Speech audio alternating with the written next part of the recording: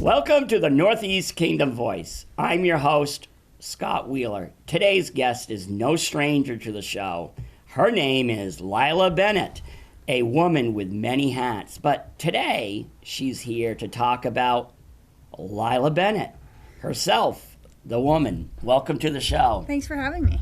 I think you've been coming periodically on the show now, for about maybe 3 years? Yeah, I think it's been about 3 years. Yeah. And it's you have had numerous hats on and numerous roles in the community.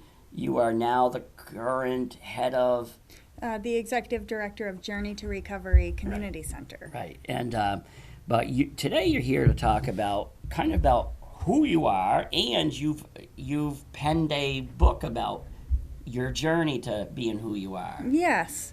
Yeah, I think I've been on this show in numerous roles, working for Northeast Kingdom Human Services as their marketing director, and then as the executive director of Journey to Recovery. And, both of those roles, the common theme is human support, developing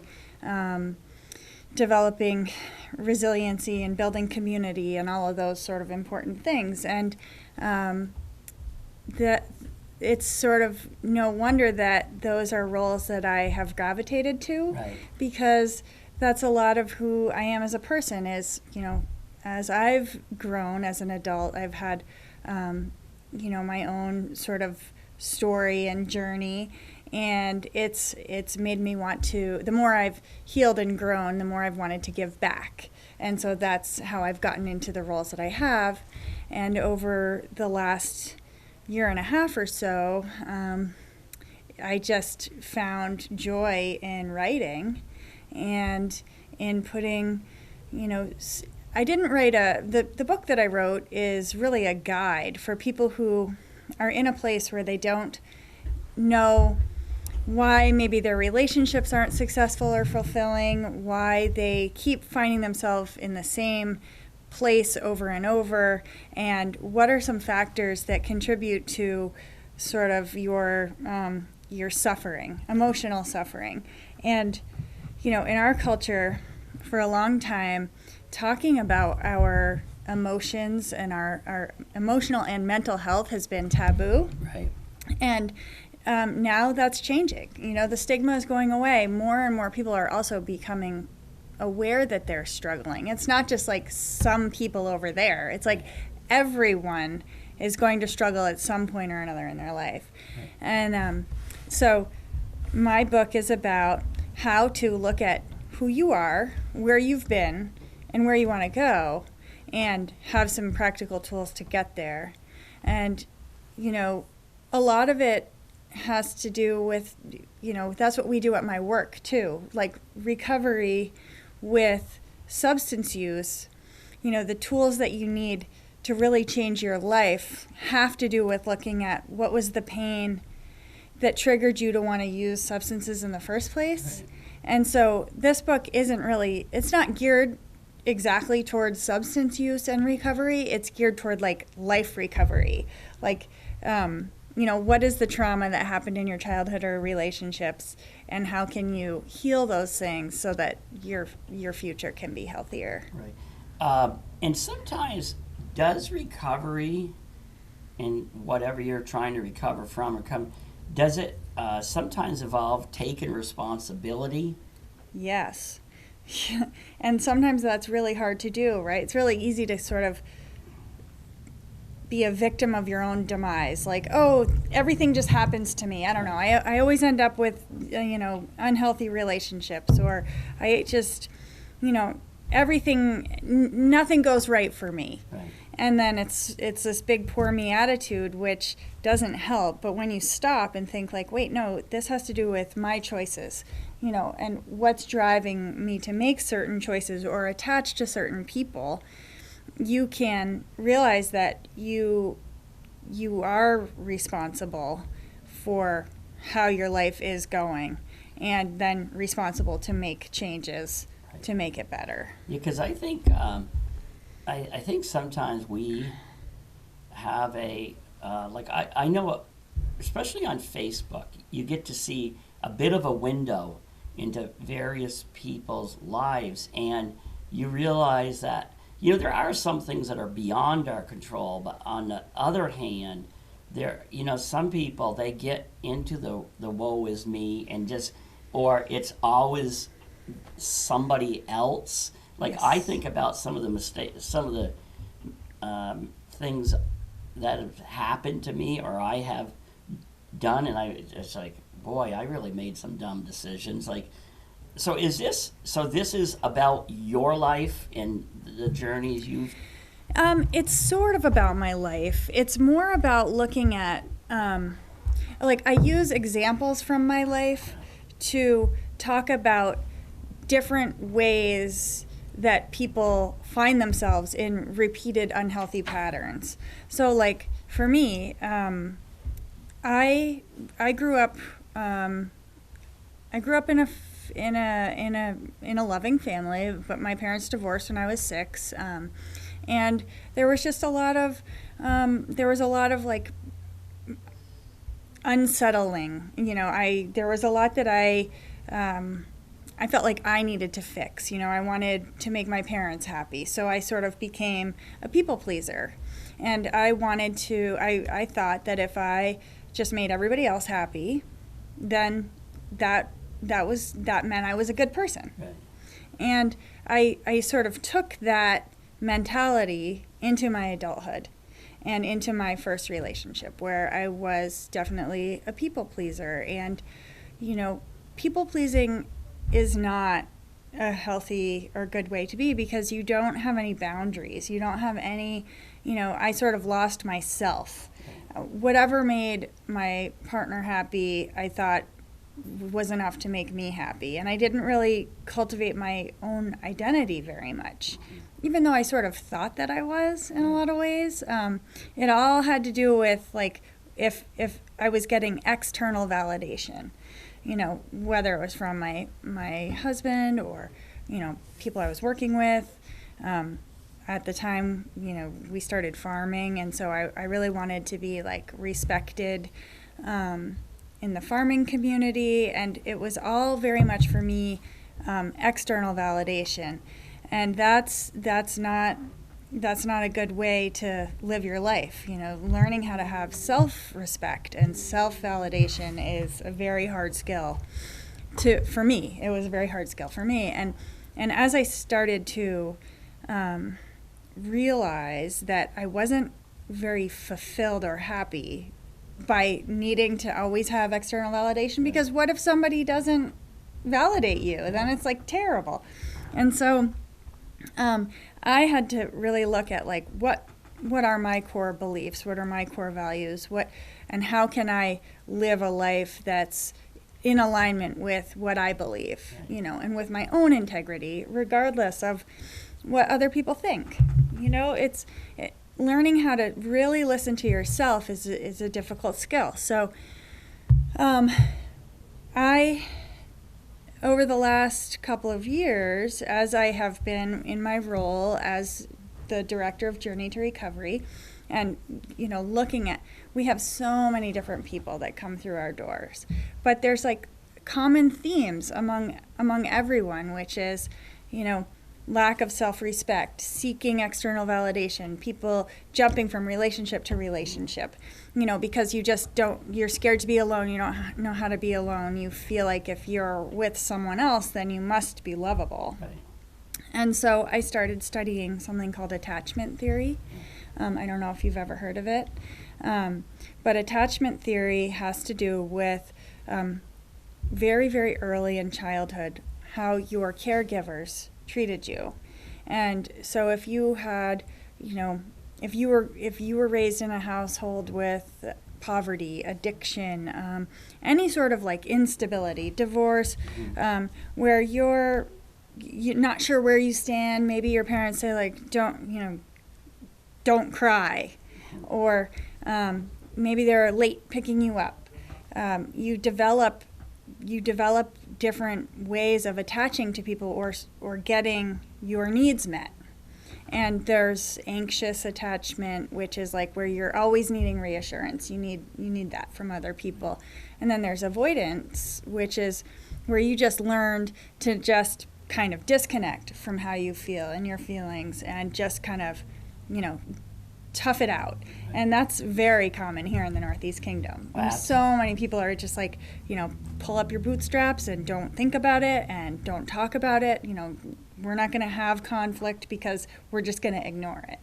And then there's sort of like a mixture, and then there's secure people, which is rare. And learning how to heal how you were raised so that you can become a secure person is really sort of like what I've been seeing is the key to recovery of any kind. Like whether you're recovering from codependent relationships where you're constantly needing somebody to validate you, or recovering from some sort of an addiction, or maybe it's gambling, or maybe it's sex or food. Like we all pick these things to try and fill up this void instead of looking at like how you were raised, how that caused you to attach to people, and then what you need to do to heal that.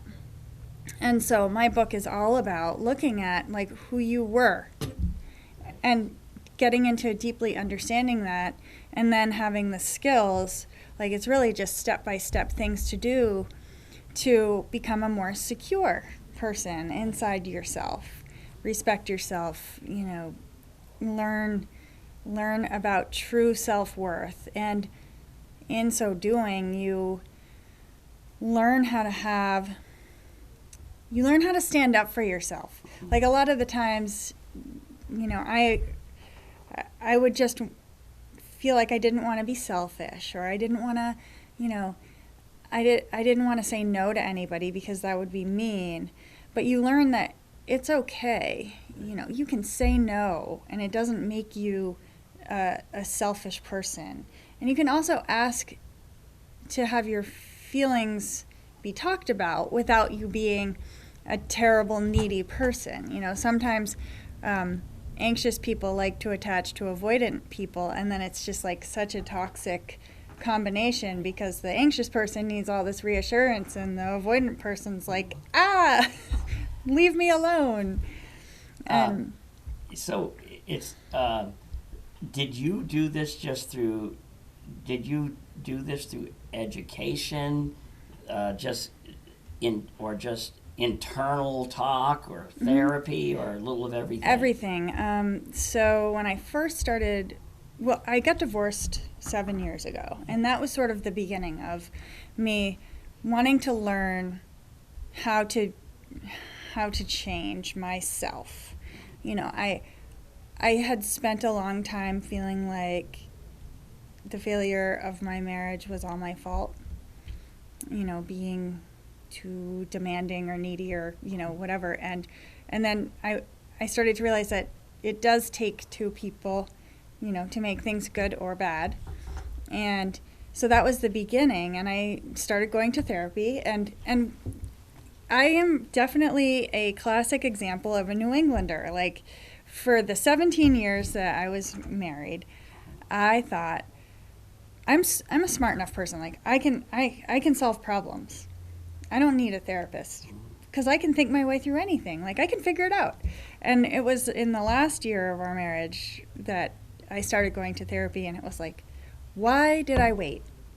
Why did I wait for so long? Like why did I let pride get in the way of like getting constructive help? It's okay to need help with these really complicated, confusing things. Like we're not taught about emotional or mental health or relationship skills or conflict resolution even in school. Like those are really important things to be able to maneuver relationships, especially in this day and age with like social media and sort of this indulgent culture of like instant gratification, where it's hard to stay in something and muddle your way through like complicated conflict. And so over the last 7 years, I've just been studying reading everything that I possibly can. I did therapy twice a week for like 3 years. Now I go like once a month. But one of the most transformative books that I read is a book called How to Do the Work by Dr. Nicole LaPera, and she's a psychologist. And what she believes is there's a time and place for therapy, but there's also a time and a place for like learning how to understand yourself through studying science and healing yourself, and also relying on other people going through the same thing. And so that made a lot of sense to me, because my center, Journey to Recovery, we are not counselors, we are not clinicians, we are all peer support recovery coaches. We're trained, we're certified. It's it's not like you aren't educated, but what we are is people with shared and lived experience. And so that allows us to be like really on somebody's level. And so that's what this made sense to me for healing like emotional trauma, is like working with other people who maybe aren't counselors, but they have done the same similar kind of work. And so her book is all about like really digging into what childhood trauma does to the brain and to the nervous system.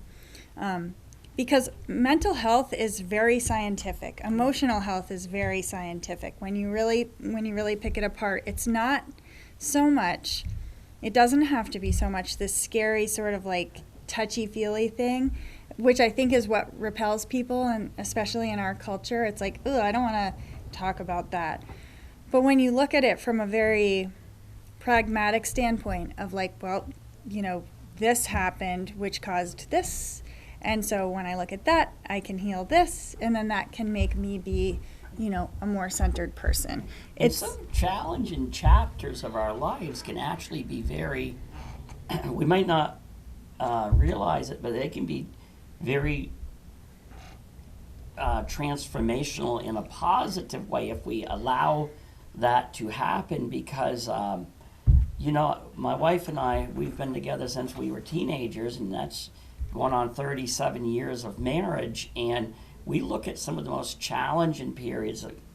To make a long story short, one of our twins died in the hospital parking lot, but was saved thanks to the UVM, what is now the UVM Medical Center, and we were at one time they were given no chance for survival. Yeah. And fast forward, one of them came in. Well, the one who actually died eventually came in 35th in the world in the Boston Marathon. And instead of, just focusing on the horrors of that chapter of our lives, we kind of like transformed that chapter. That's when I went back to college.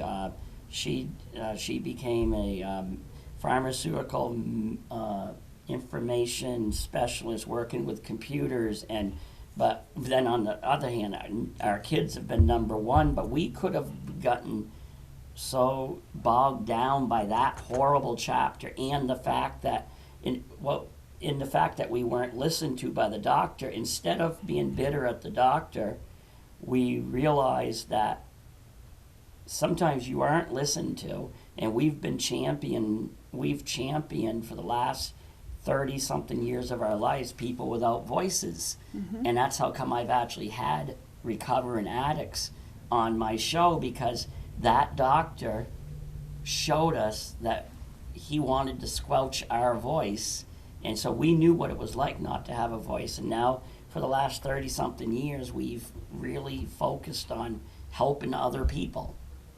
That's huge, and I think that's such a good example of it, of like, instead of becoming small and like sort of letting the world happen to you, right, you chose to like step into it and lean into the challenge and grow. And I think that's exactly what my book is about, and exactly what how I'm trying to live my life now, is that it's about taking the things that come at you and letting them help you grow to be more resilient. So we haven't mentioned the name of your book, and how are you going to say it that we can do it on the air? Yeah. Okay. So I hemmed and hawed for a long time about the title of my book, and what I finally got to, and there was lots of discussion with other people helping me about what are we really talking about here, and what we're kind of talking about is like shedding everything that didn't work for you, and transforming your life and stepping into a new, empowered you. You want.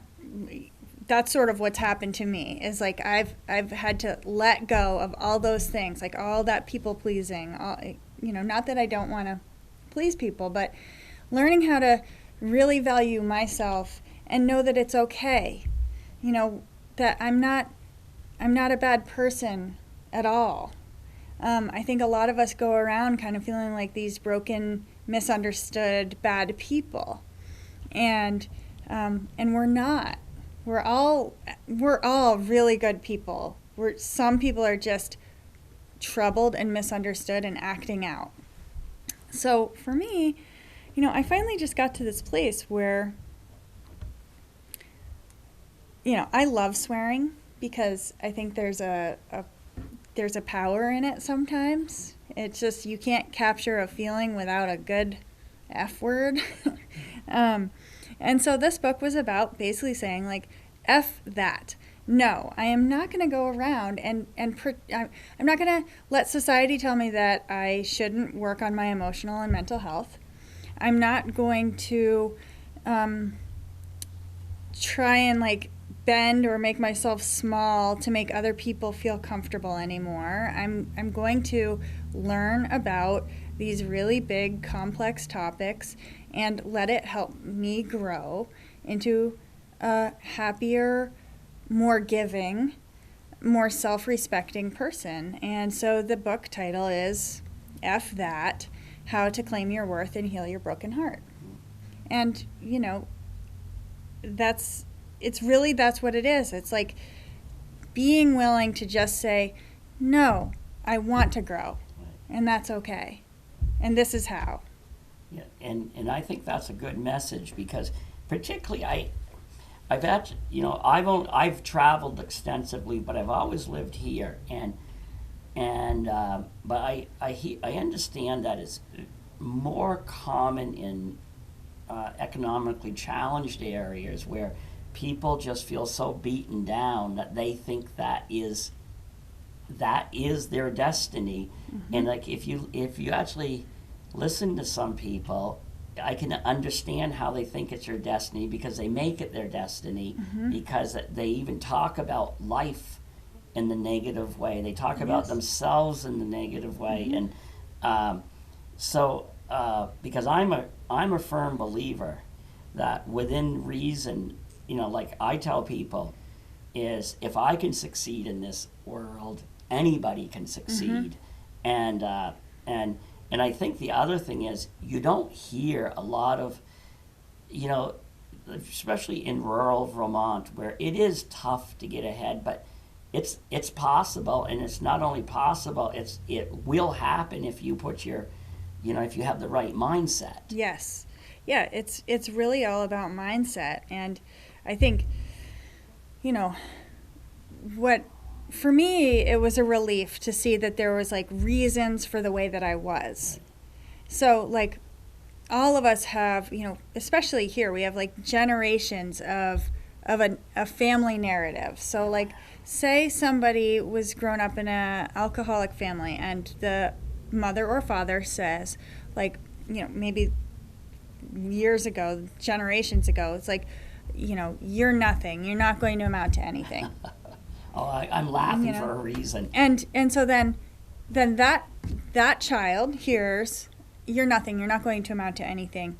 And then they grow up, and then they feel that way inside. They really do. And so then they they're feeling like they're nothing, they're not amounting to anything. Life is really hard. That's all they know is hard. And then they have children, and then their children are acting out, and then they hear themselves say, "You're nothing. You're not going to amount to anything if you act that way." You know, they think that they're trying to help their child not be like them. But what's actually happening is it's just perpetuating this whole big cycle. I once had an aunt say to me in more recent years, after I have experienced what some people might certain level of success say to me, "I'm really glad you mounted to something because I didn't think you ever would." And and the thing is because of who I am, I actually think it was to me, I think it was a riot. But if it had been a younger me, that may have been different. Really devastating. But now, my wife and I have taught our kids, and it really paid off. You know, you take some of that negativism people direct at you and use it for fuel for success. Yes.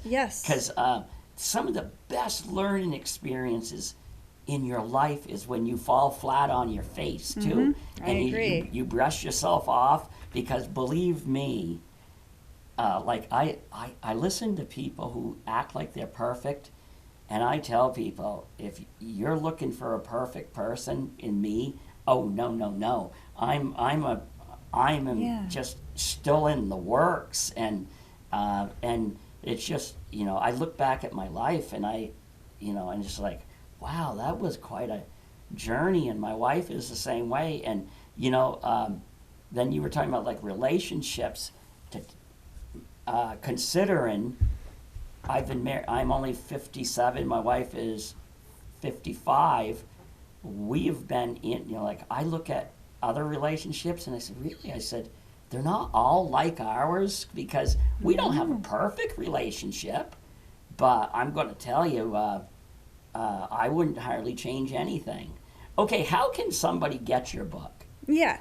To get my book, you can go. I also have a blog, which talks a lot about what it's like to be a single mom in the Northeast Kingdom of Vermont. So it's a little bit different of topics than my actual book, but you can buy the ebook, just a PDF or whatever version, on the website, and that is motherroadvt.com, or you can get the book on Amazon.